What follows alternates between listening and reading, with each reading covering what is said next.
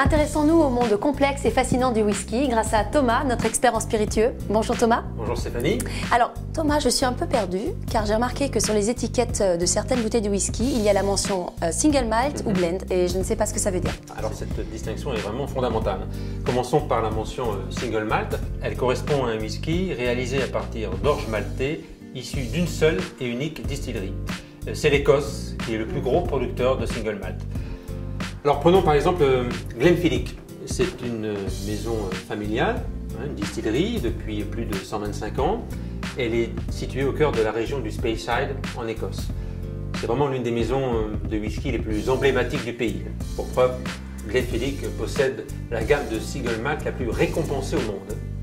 D'accord. Et quelle est la particularité de ce single malt? Eh bien, sa particularité est que ce single malt Glenfiddich 15 ans d'âge a été vieilli dans 3 types de fûts, Xérès, Bourbon et Chêne neuf.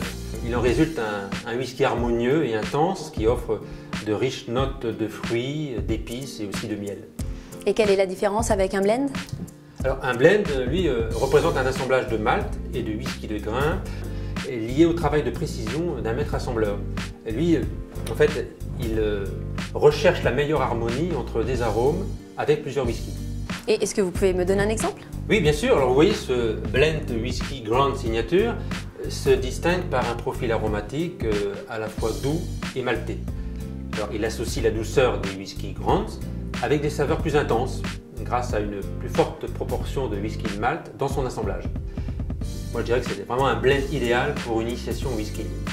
Et est-ce qu'il existe d'autres familles de whisky? Oui, je vais vous montrer une troisième mention plus confidentielle, le blend malt whisky. C'est un assemblage de plusieurs whiskies de malt issus d'au moins 2 distilleries.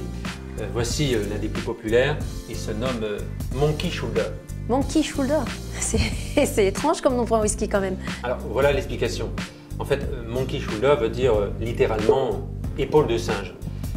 Et cela fait référence à la maladie de Maltman. En fait, ces hommes remuaient l'orge avec une pelle toute la journée et la plupart du temps, ils développaient des rhumatismes. Le haut du corps était gonflé, notamment l'épaule, qui était voûtée, d'où l'expression épaule de singe. Tout ça à cause de ces gestes répétitifs. En fait, c'est vraiment un bel hommage au travail de ces hommes, de ces ouvriers, de ces maltmen. C'est une belle histoire, merci beaucoup Thomas. Oui, et Monkey Shoulder est un whisky rond et généreux, à déguster aussi bien pur qu'en cocktail. D'accord. Dernière petite question Thomas, dans quel genre de verre se dégustent ces 3 styles de whisky? Je trouve qu'il se déguste idéalement par petites gorgées dans un verre comme celui-ci. C'est un verre tulipe. C'est ça. Eh bien merci Thomas pour toutes ces explications. Grâce à vous, je sais enfin décrypter l'étiquette d'un whisky.